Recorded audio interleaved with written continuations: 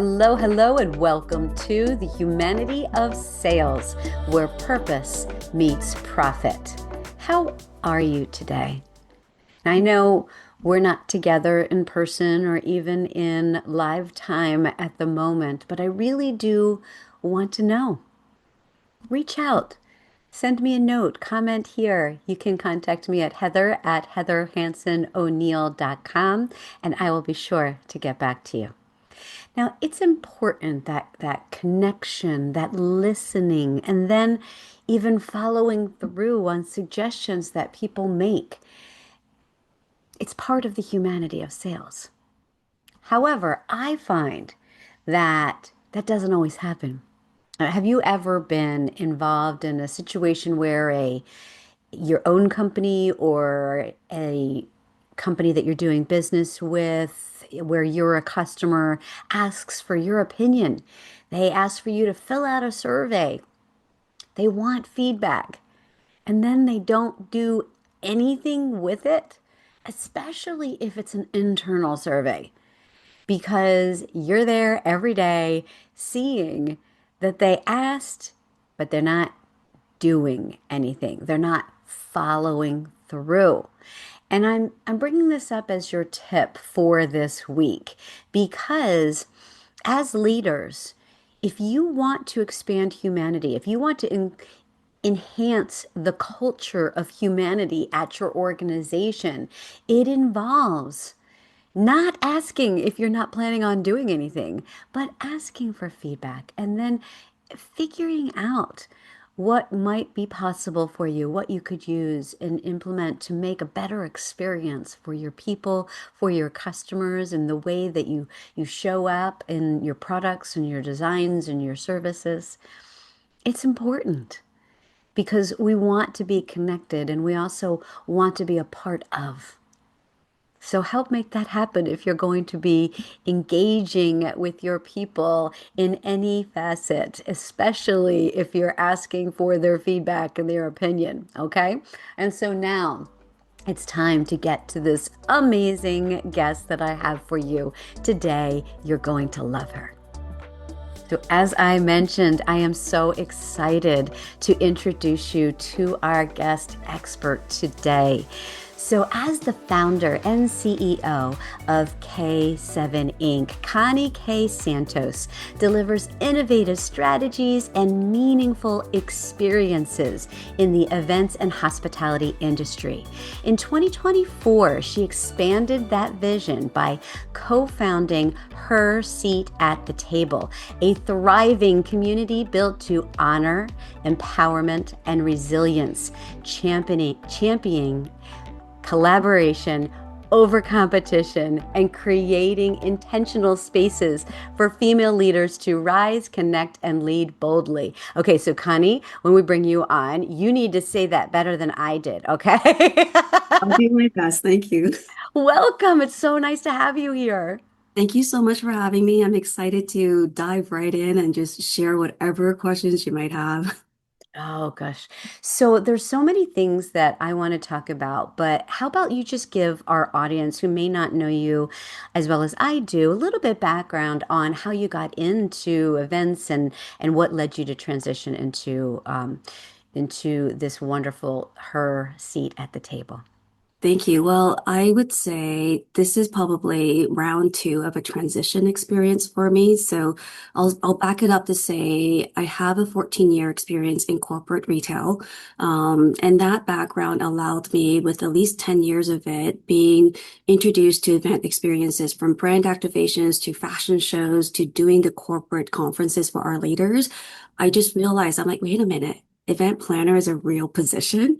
There's actually an industry for that. So when I finally came to a year mark, um, I decided that, you know what, Connie, I think it's time to take a leap of faith for the passion that I have for connecting people and building meaningful experiences and tap into this new industry that I found. And so I left Hudson's Bay Company after 14 years career there and decided to be an event professional on my own terms.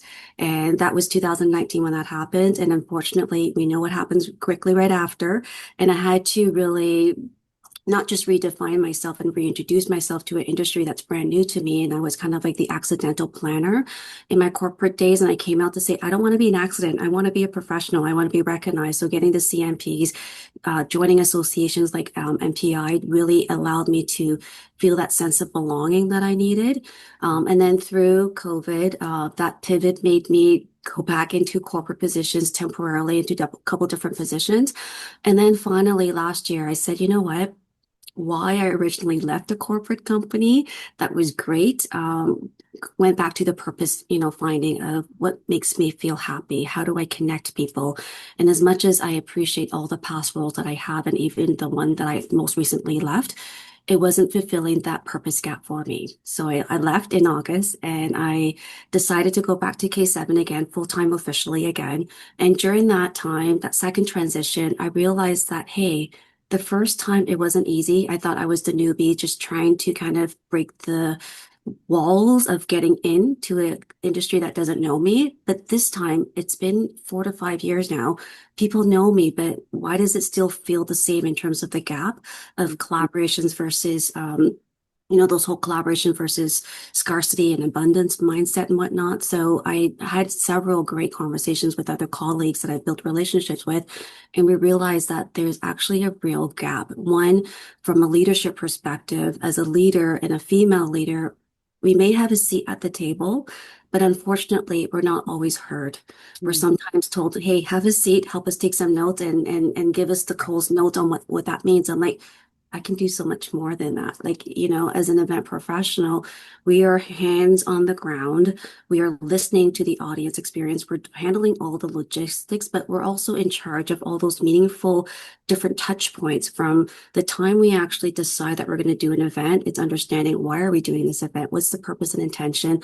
What are the expectations from the stakeholders' perspective? But then at the same time, the people that we're designing the event for, the audience, the leaders, or even the store associates, there's a reason why they're there. And if they don't understand that reason, it's going to be challenging. But going back to why we created Her Seat at the Table is just we discovered and realized there's this gap and it's always been there. So having the intention to create a safe space where we can all come together, talk about our transitions in life and the seasons of different transitions, regardless where we are at, whether you're a young professional that just graduated from school, first year, second year, you're looking for your mentors, people you can trust that can guide you.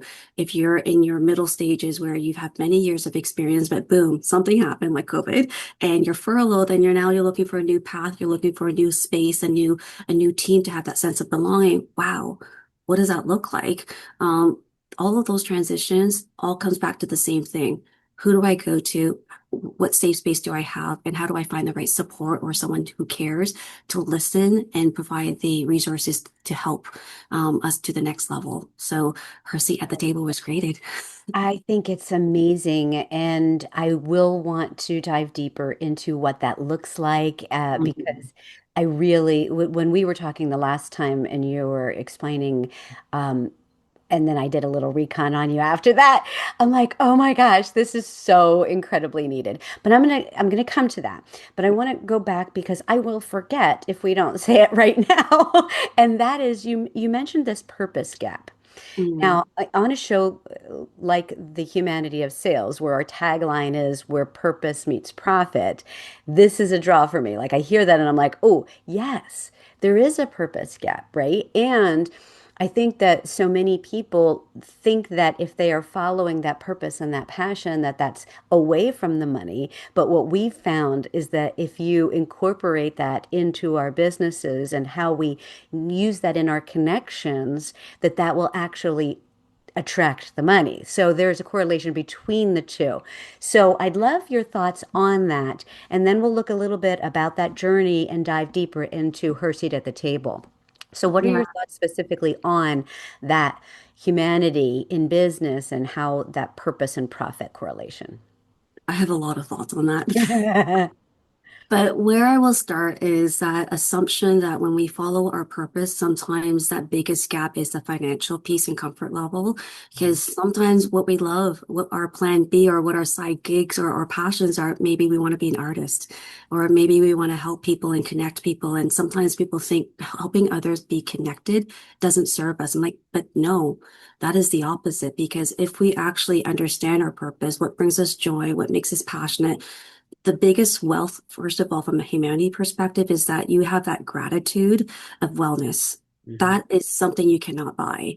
And when you look at a transactional sales position, and a lot of those, sales roles are focused on transaction. There's a KPI, there's budgets for them to network. But what we forget is that the network that we build, it starts with relationship first. It starts with building a trust first. And if we don't have that, then any transactions we do will be a one-time thing. But if we can focus on the purpose of how do we build a meaningful relationship? How do we help that individual flourish beyond this one transaction? Then you have now repeated the business with one client that is your 80% versus focusing on a big group of people that are just going to turn so fast they don't come back. Mm. So it's really important from a financial perspective that we really reevaluate what does relationship look like from a human to human perspective. And we need to start treating people like humans and build a relationship. And even on LinkedIn, as an example, we often assume it's just a professional sales platform. And right away, as soon as you connect with someone, you slap them with a pitch slap, a sales slap. Yeah. I'm like, wait a minute. I thought you liked my content. I thought you understood what my purpose is and what's important to me. But if we forget those meaningful steps, that transaction won't even happen. So financially, I think we need to really be mindful. We are humans first. And I think the other concern we kind of talked about and touched on is AI. When we overuse AI, and I use AI a lot because it's great for polishing your content to make it look more professional. But if we only use that and get it to auto respond for us, it's no longer you. So that is really scary from a relationship perspective as well that we need to be careful with. Mm-hmm. It really is. And so you hit on like all the things that I love to talk about in the humanity of sales. I want to go a little bit into this community. So you've built this thriving community, but sometimes doing that can have challenges and different stages of growth. So is there anything right now that is a challenge that you're either that you just recently overcame or you're looking to overcome? Is there anything like that? There is a lot of challenges, and I think when you build a community, and this community, Her Seat at the Table, started as a passion project, right? And when you start with a passion project, often you give so much and you create such a loving and caring space, it attracts people naturally. But it's also started as a free community. And as a business, if we actually think about building a community as a business, and if you pour 100% of your time, there goes back to that original comment. When you follow your passion, there's no financial for it. I'm like, but wait a minute. If you think about it as here, I am creating a space that's safe. I'm providing resources and creating speakers and helping people overcome their challenges. That is resources that people pay for. Right. Why can I not monetize that and ask my members to start looking at supporting it in a meaningful way? So I think if anything, building a community, first off, is setting the guidelines from how do we engage? What are we here for? And then from the why we're here and providing the resources of what they're coming for, then it's to say, hey, I can do this for just so much runway for free until I run dry myself. And I'm not here to run dry myself. I want to support you. But just like the airplane rule, right? You have to put your air mask on first before you put it on a child, because if you can't breathe yourself, how are you going to help someone else?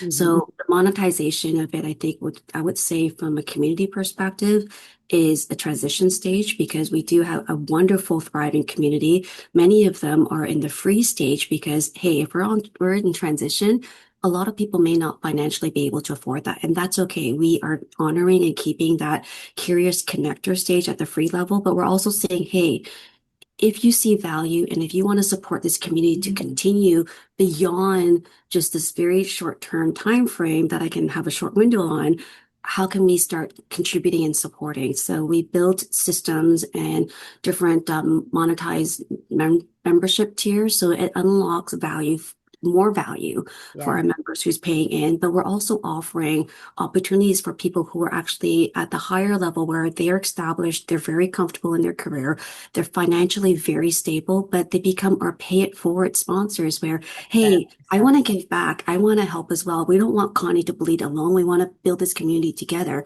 So when I say I'm not doing this alone because it is a community effort, allowing others to say, hey, Connie, how can I help you? I'm like, hey, pay it forward, buy a couple free tickets or offer someone a membership opportunity by you offering it and paying for them, then allows us to continue. You hit on a couple of different things. So those who are listening right now, you might be in a stage of looking to grow your businesses, and so they're connecting to it's resonating for them what you're talking about. How do we move from that free into that monetization? But I'll tell you, I think you may be closer than you think you are because when I was going in and looking at the different stages that you have that you can unlock, what you did, like, yes, it makes sense for you. And in order for you to have a viable business to provide these resources, you need to be able to make money. But it goes well beyond that. Each level, it has the ways that the things that they're going to get that they wouldn't have gotten before. And it's based on where they are in their lives and in their career.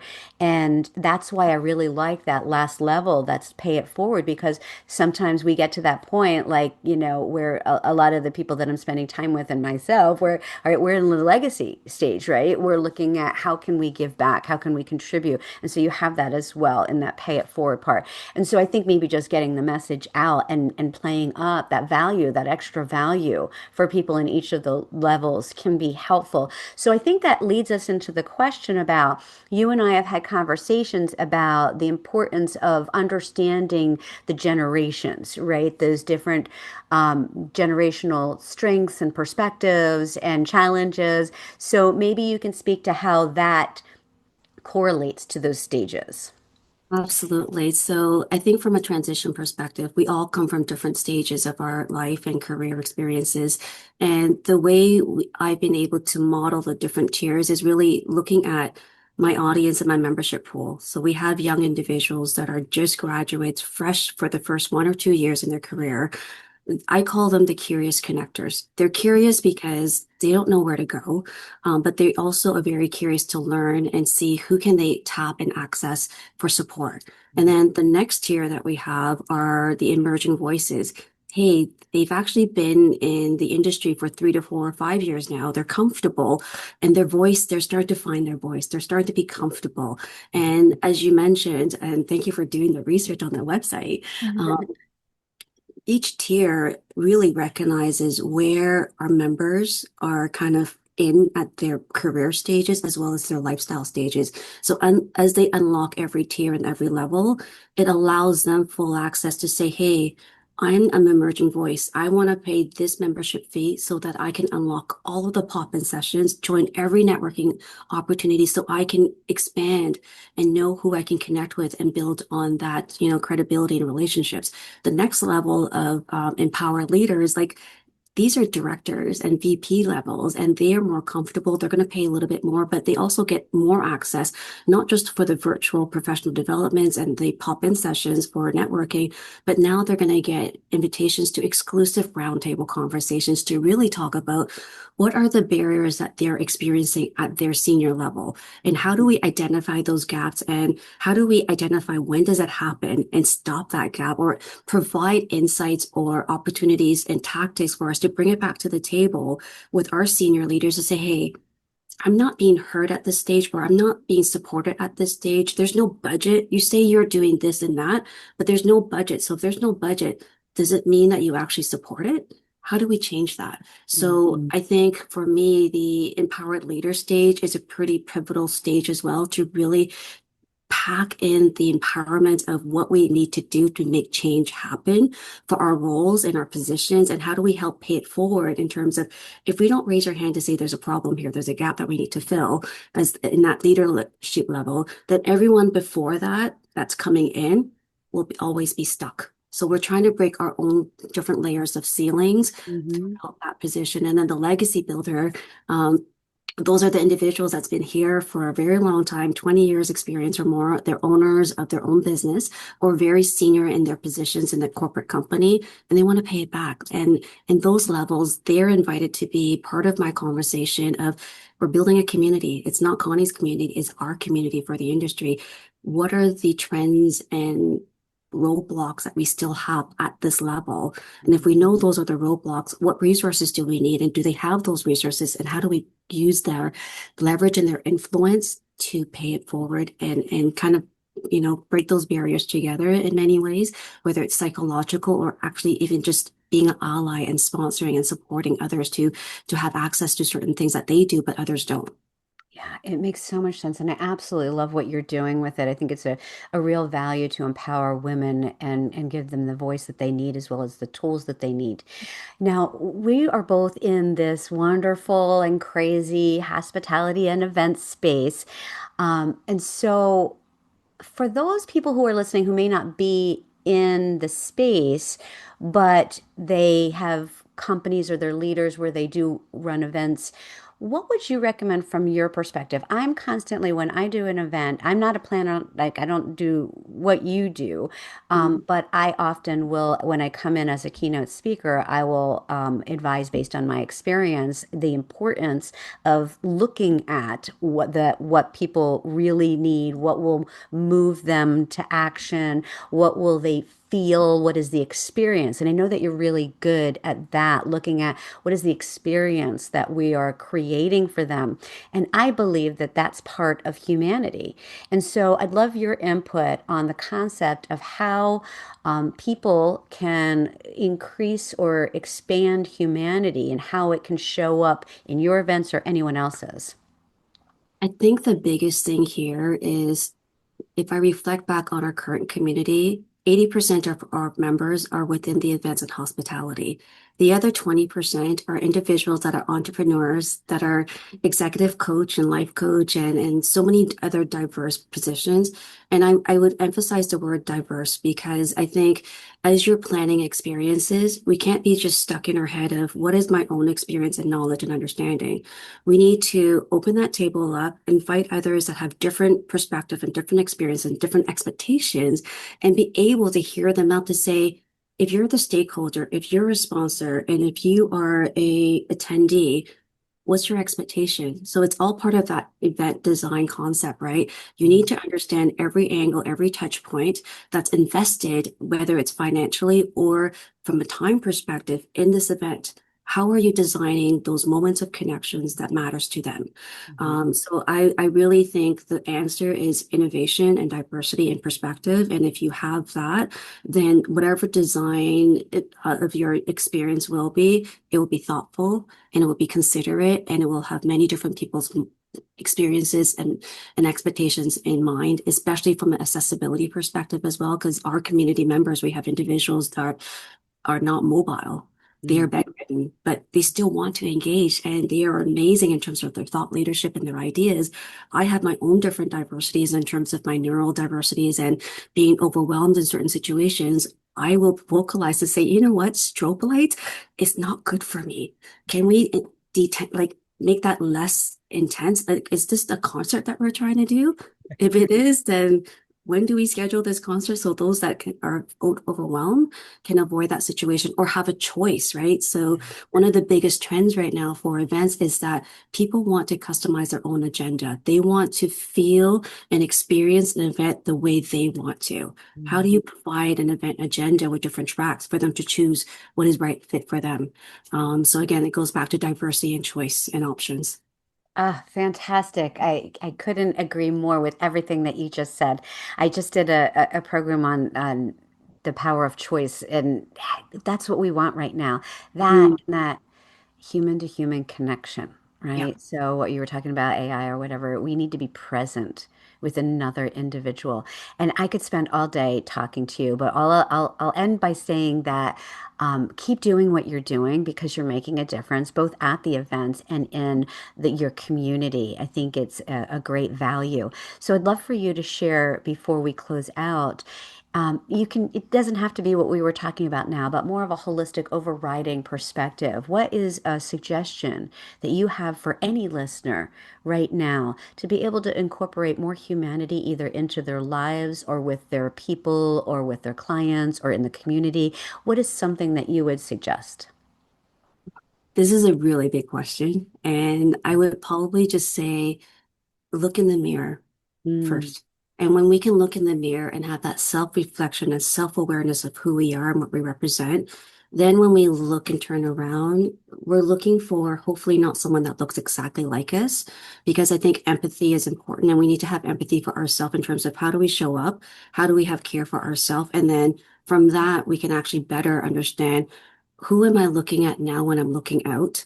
What mhm. do they look like? What do they need? And how do I best serve that? Because, events and hospitality is all about serving and making sure everyone is set up for success and set up to have a great experience. But until we have our own personal self-awareness and realizing that potentially our own unconscious biases can be a filter of how we treat people, we need to have that self-awareness to say, look ourselves in the mirror first, understand our own kind of reflection, and then look at how do we reflect better so that we can actually support and hear other people better as well. So I think that's the most important first step. And then once you're ready and you're looking out, you're probably looking at new communities and new groups of people that you want to connect with. That's wonderful. So connect and reflect, but it has to start with that reflection, looking in the mirror as to what you want and who you are and how you can show up as your best self. I love that. Connie Cay Santos, thank you so much for spending time with us here on the Humanity of Sales, where purpose meets profit. And I look forward to another conversation with you again soon. Myself as well. Thank you so much, everyone. Wow, wasn't she amazing? Big thanks to Connie Cay Santos for joining us today and for sharing her insights on how we can incorporate humanity into our businesses, into our events, and why it's important to understand where people are in different places in their journey. I love what she's doing with her community, her seat at the table. So definitely check her out a little bit more at her website. You'll find it in the description. And definitely subscribe to this channel because you're starting to find out we've got incredible guests, incredible topics. Hey, do you know anyone who is doing an amazing job of incorporating humanity into sales, into their businesses on a daily basis? I might want to speak to them. Let me know. Heather at heatherhansenO'Neill.com. Look forward to seeing you. Until next time.